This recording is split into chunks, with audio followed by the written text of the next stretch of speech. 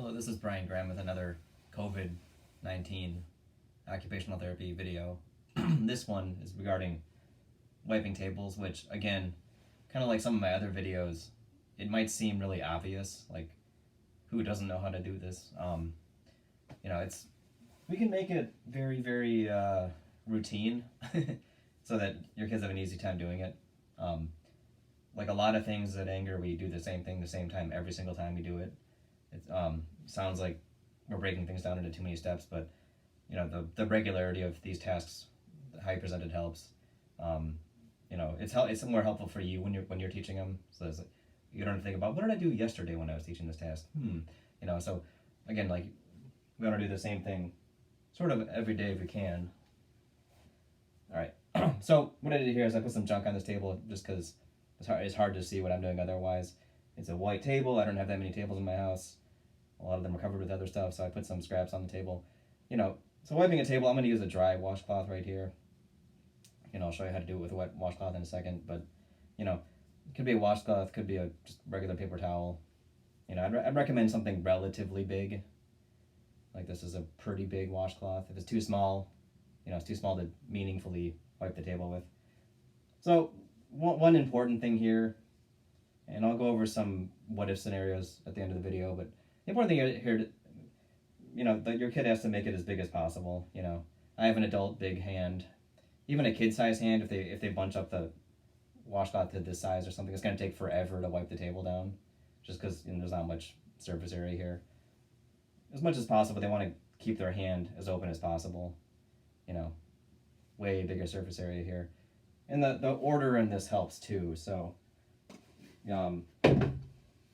what I'm going to do is start at the top left, go to the top right. It wouldn't fall off the table, obviously.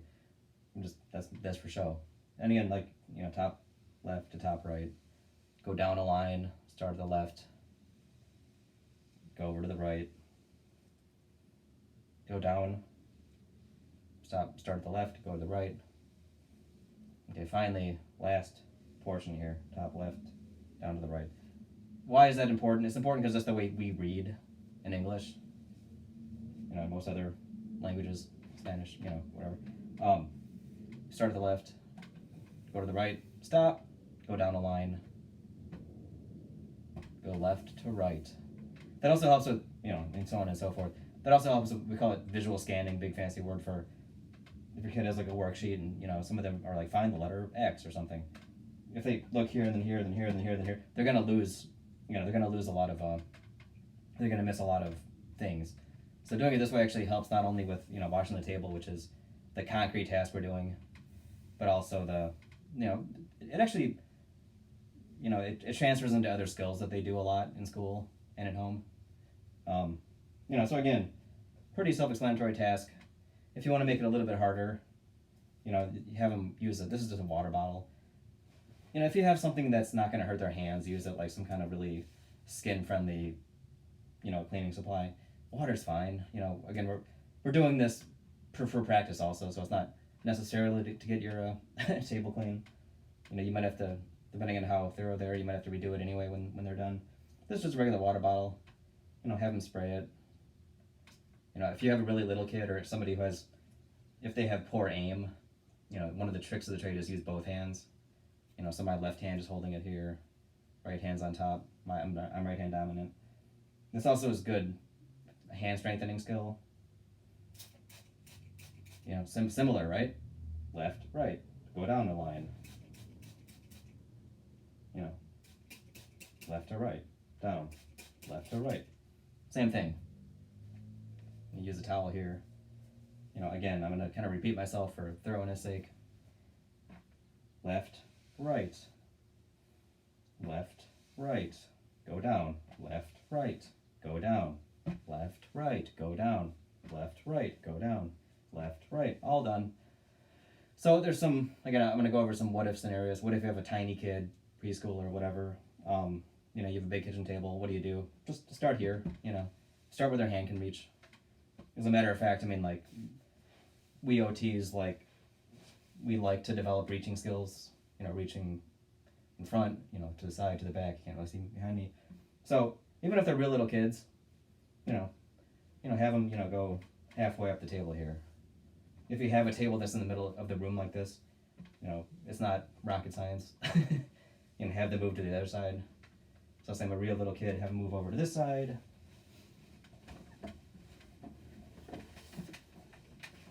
And then like, they're still going left to right, obviously. I'm just reversing. Like I'm going backwards now just because I'm facing this way now. Okay. If this applies similarly to dusting. If I'm just going to dust the table, not wash the table, same idea here. I'm still, as much as possible, like, and some of your furniture too, you wouldn't necessarily clean, like you wouldn't wash, you just dust. Same idea here. Left, right, left, right, left, right, left, right. Down, left, right. Okay.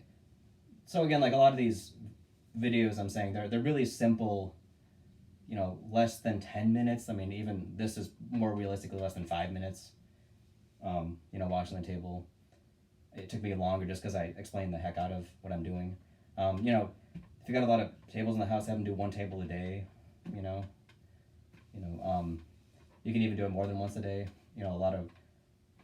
Most of your kids are too little to start thinking about jobs, but, in a restaurant, not that we can go to those anymore, but in a restaurant, every time a patron leaves, the staff has to go wipe it down every single time. So like, people at restaurants, they're doing this 20 times an hour, they're doing it, once every, 3 minutes or something. So again, it's a good skill to have. It's once they learn how to do it, like everything else, like I'm going over, you might have to do a lot of hands-on work to begin with for all the things I'm talking about. They might keep it really bunched up and that takes forever. This is taking way longer than it should. You might have to tell them, open up the washcloth, or you might even have to do what we call hand-over-hand assistance. Big fancy word for you put your hand on their hand, just so you physically, like, show them. You physically guide them through the movement. You're not going to need to do that forever. Like the way we think about it at Anger is, once they learn a skill and it's pretty learned, or even overlearned is another word we use sometimes, or they're really they're masters at it. You don't have to do it. You don't have to remind them anymore. Okay. So again, like, unfortunately, we're going to be stuck for a while inside. So you have plenty of opportunities to do that.